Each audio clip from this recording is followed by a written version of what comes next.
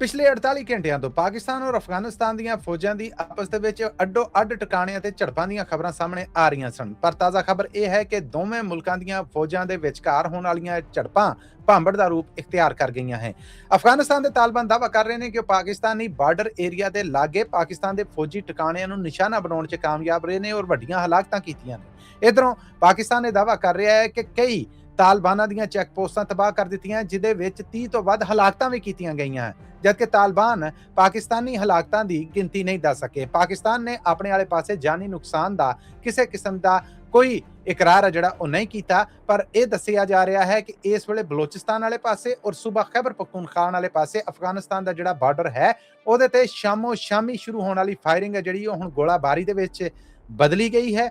ਦੋਵੇਂ ਪਾਸਿਓਂ ਲਗਾਤਾਰ ਫਾਇਰਿੰਗ ਔਰ ਇੱਕ ਦੂਜੇ ਦੇ ਉੱਤੇ ਹਮਲੇ ਦੀਆਂ ਇਤਲਾਵਾਂ ਮੁਕਾਮੀ ਆਬਾਦੀ ਦੇ ਰਹੀ ਹੈ, ਜਿਹਦੇ ਤੋਂ ਪਤਾ ਲੱਗ ਰਿਹਾ ਹੈ ਕਿ ਲੜਾਈ ਵੱਧ ਗਈ ਹੈ।